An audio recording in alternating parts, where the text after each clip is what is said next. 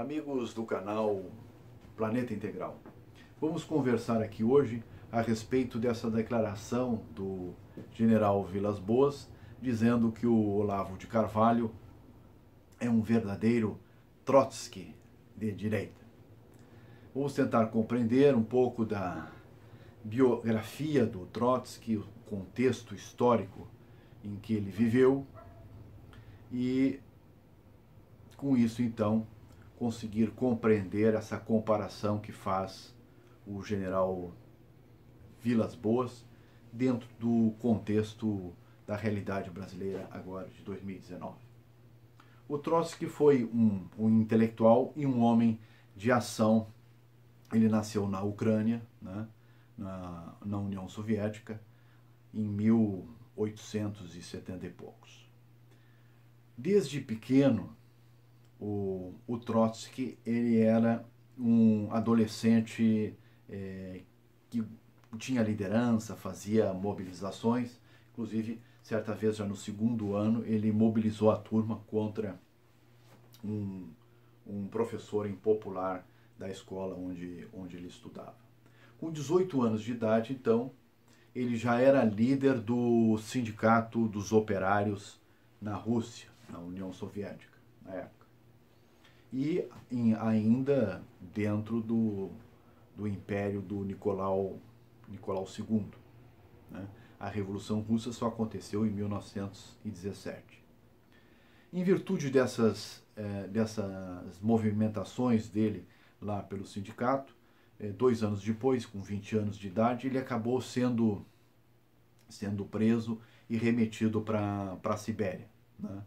Lá ele abandonou sua primeira esposa, que era Alexandra, o mesmo nome de Alexandra, que era a esposa do Nicolau II,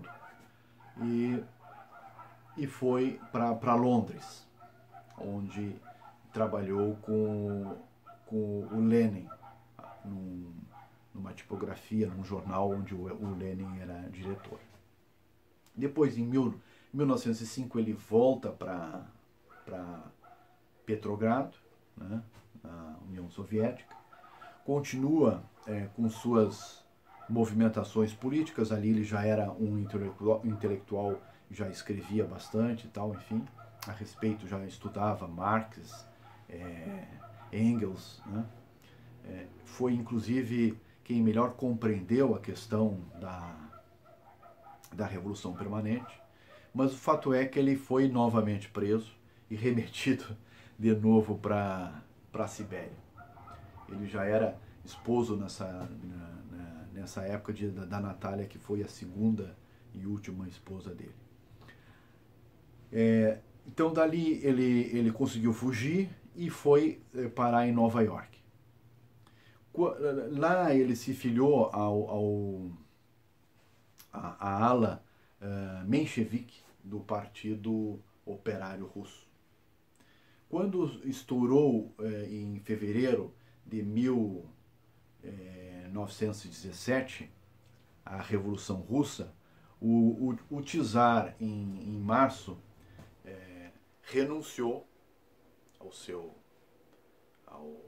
mandato de imperador em favor do Grão-Duque Miguel.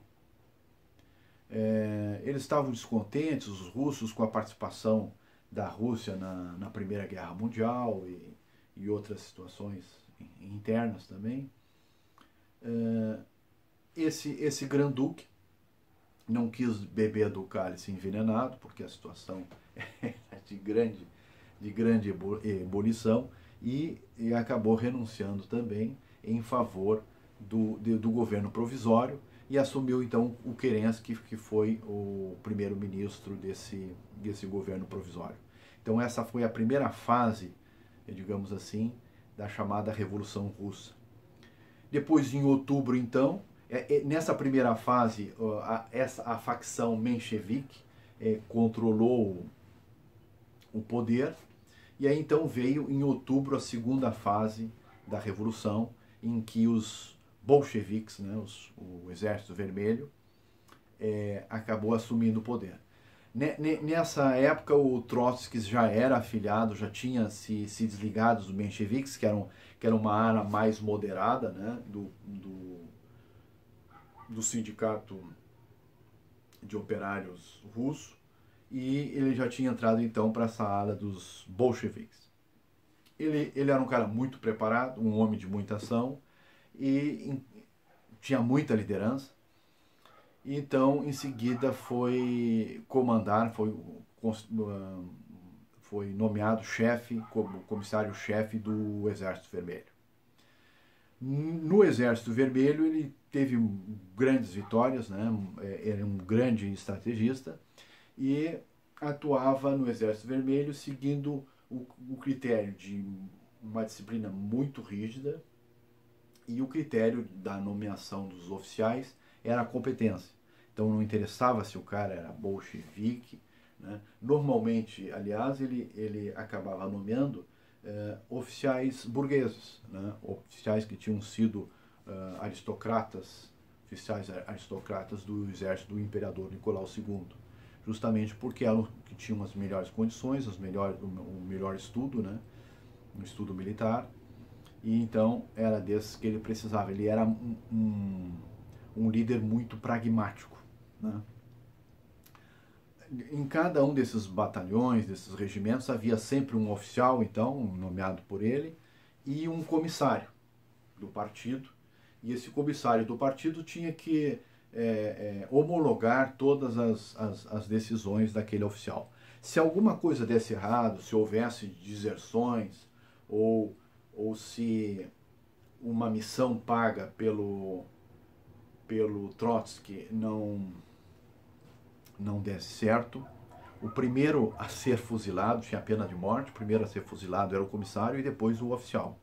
O Trotsky andava sempre num trem, né, num trem vermelho. Nesse trem ele tinha imprensa, ele era um homem também que fazia discursos, né, e conseguia mobilizar a turma, e aonde ele chegava ele já instalava tribunais e fazia justiçamentos, né, para que, e com isso ele conseguiu né, ir avançando, né, nas conquistas do Exército Vermelho, que foi avançando por toda a Rússia. Houve a Guerra Civil de 1918 a 1920, e durante esse período, então, o Lenin sempre se colocava entre, digamos assim, o Trotsky e o Stalin, né?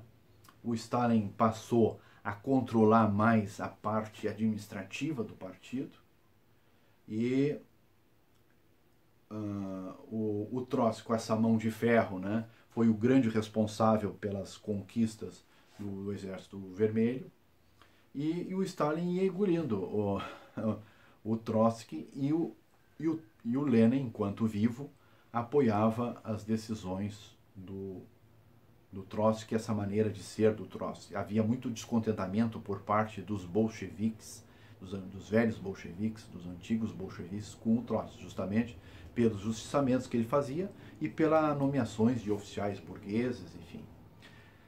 Desde 1905, o Trotsky já imaginava que a Revolução Russa, a Revolução Comunista, tinha que ser feita de forma permanente em todos os países ao mesmo tempo, no que ele estava correto, né? Se nós pensarmos de acordo com o que ele pensava, né? Na verdade, tu tem o sistema comunista, é um sistema ineficiente de produção, né? E esse sistema ineficiente só tem condições de competir mundialmente se os outros países estiverem no mesmo sistema. Isso parece ser simples de entender, né? Se tiver um país que tiver um modelo capitalista muito mais eficiente, ele vai desmoronar, como foi o que aconteceu com a antiga União Soviética. Então, essa era a visão do Trotsky. O Stalin tinha uma visão diferente. O Stalin queria resolver os problemas internos da União Soviética, né, da Rússia, e depois expandir a revolução para os demais países. Então a gente percebe que esse embate entre eles há desde o início. Quando em 1924 morreu o Lenin, e aí o Trotsky deixou de ter esse apoio do Lenin, o Stalin isolou o Trotsky e o Trotsky acabou sendo expulso da União Soviética em 1929. Né? Esteve na França e tal, em outros países, até que foi parar no México, onde lá ele foi assassinado por um agente russo, né, que se infiltrou, ganhou a confiança dele, né, e um dia então foi mostrar, tem até um filme muito bom a respeito da biografia, tem vários, né, da biografia do Trotsky, foi mostrar um artigo que ele tinha escrito e tal, enquanto o Trotsky foi ler o artigo, né, ali no escritório, ele tinha o agente a mandato da Rússia tinha uma picareta embaixo do casaco, tirou a picareta e deu uma picaretada na cabeça do Trotsky, que acabou morrendo um dia depois, isso em agosto de 1940, então durante a Segunda Guerra Mundial. E não só o Trotsky morreu, toda a família dele, praticamente sobraram só 2 netos, né? O Stalin mandou exterminar toda a família. Pois bem, então essa visão do Trotsky, o Trotsky era um homem de ação e um intelectual, né, também. Né? Quando ele parou com as ações no Exército Vermelho, ele passou a produzir obras uma atrás da outra. Inclusive, quando ele foi morto, em 1940, ele estava escrevendo uma biografia não autorizada a respeito da vida do Stalin. Esse foi um dos motivos também porque ele foi morto. Mas a visão dele era essa visão de um comunismo, de um processo comunista, de uma revolução permanente e em todos os países. Então, de certa forma, é o que fez o Che Guevara, né? Com terminada a revolução em Cuba, exportou a revolução para a Bolívia. E é também a proposta do Foro de São Paulo. Né? O Foro de São Paulo quer exportar um modelo de partidos de esquerda, né? Para todos os países da América Latina. Né?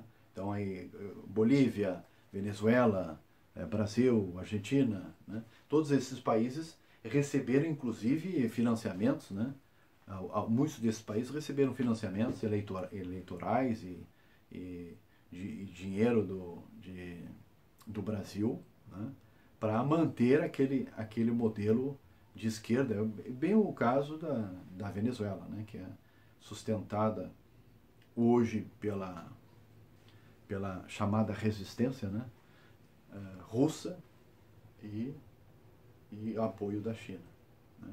É o caso de Cuba também, né, que a vida toda foi subsidiada pela União Soviética e mais recentemente pelo Brasil e pela Venezuela.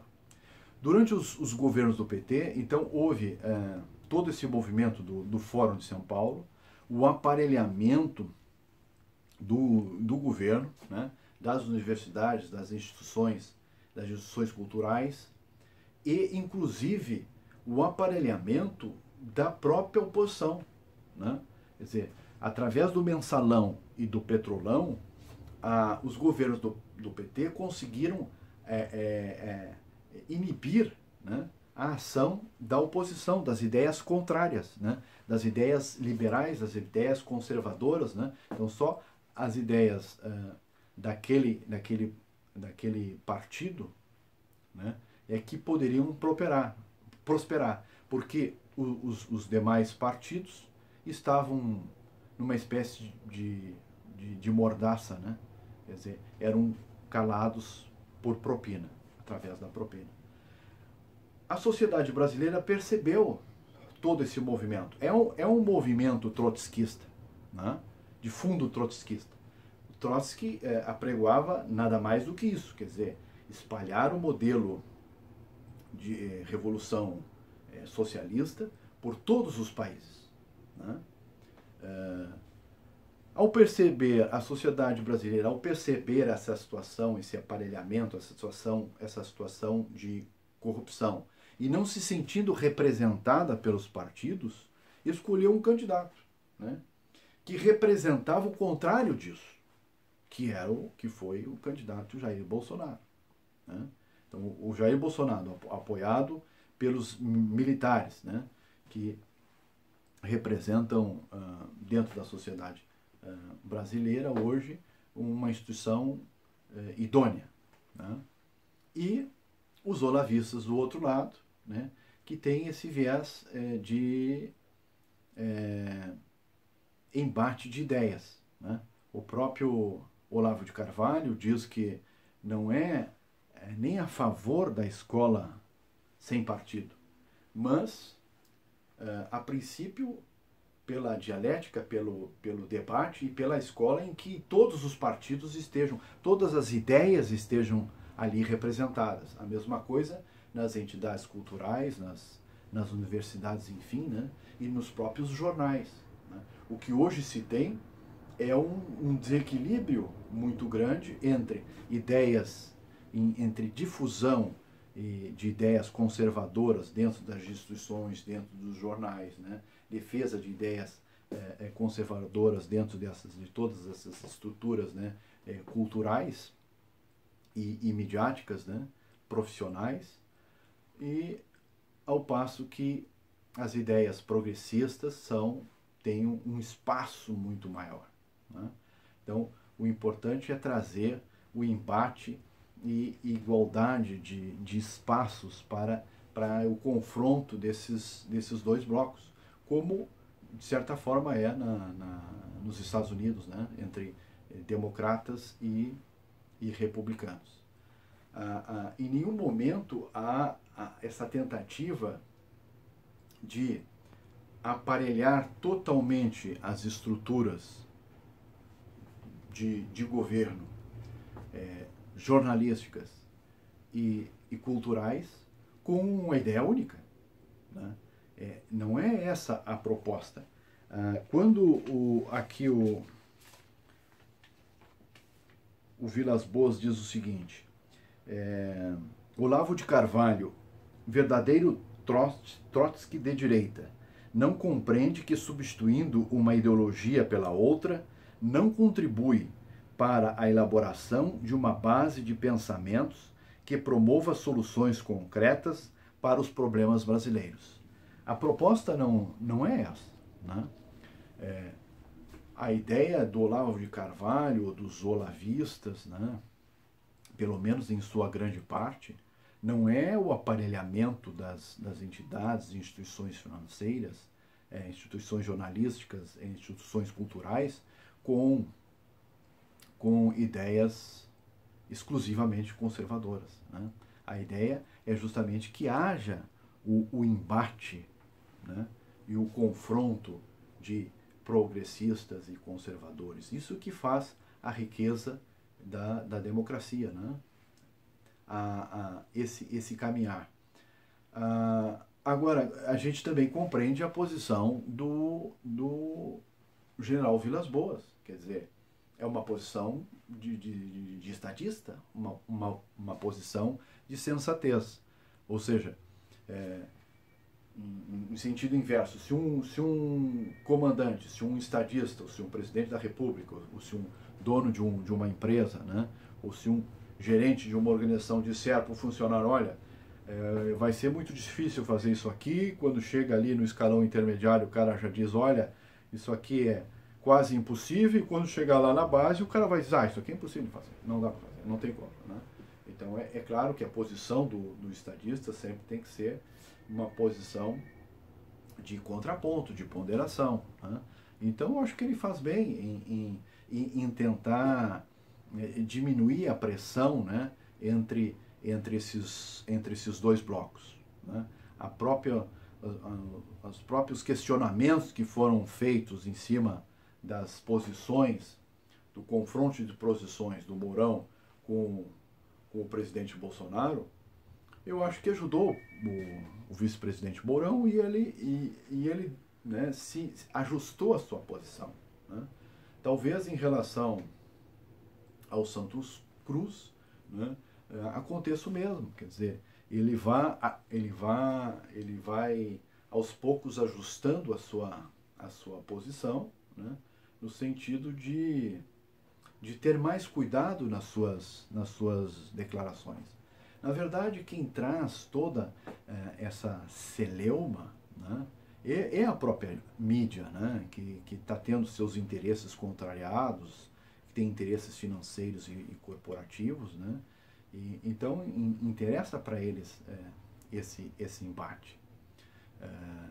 Se não fosse isso, essas declarações do Olavo de Carvalho passariam despercebidas. Agora, a questão de palavras de baixo calão e tal, isso é um aspecto puramente lateral. Acho que isso pode ser resolvido através do Poder Judiciário. Toda vez que alguém ofende a honra de outro, ele vai ter que responder, a pessoa vai ter o direito de resposta, ou vai receber uma indenização. Eu acho que o caminho é esse. Agora, o Bolsonaro, na sua posição, acho que e compreende bem, e até os próprios militares, que não podem abrir mão, né, dessa ala de apoiadores do Bolsonaro, né, que é uma ala mais à direita, mais ideológica, e também, obviamente, não pode abrir mão da ala de apoiadores militares. Né? Por quê? O ano que vem a gente tem eleição, né, e normalmente nas eleições os grupos, tanto de direita quanto de esquerda, eles se unem, né? Aparam as arestas e se unem para tentar ganhar a posição eleitoral e depois, passadas as eleições, voltam às ruas de novo. É assim que funciona. A gente vai ter que aprender, eu acho, a direita, as várias facções de direita, a conviver com opiniões diferentes, né? Os militares tem muita dificuldade de política porque tem pouco jogo de cintura, porque no seu encarreiramento eles não são treinados para isso, né? E nem pode ter atuação político-partidária. Mas esses que foram para a reserva, que já podem ter atuação político-partidária, vão aprendendo. O próprio Bolsonaro, ao longo de 28 anos, aprendeu apanhando, né? E ele percebe muito bem que não pode abrir mão, né, de nenhum grupo de apoio. O que ele tem que fazer como líder, né, é tentar baixar a pressão entre esses dois grupos, né, e não apenas se posicionar somente a favor de um ou somente a favor de outro. Ele mesmo disse ontem, na sua declaração, que isso aí espera ele que seja uma página virada e tal. Não vai ser, né, mas é a declaração que ele tinha que dar. Né? Ele tem que entrar com panos quentes, né, para tentar amenizar essa situação que se criou entre os dois grupos e bola para frente. É isso aí.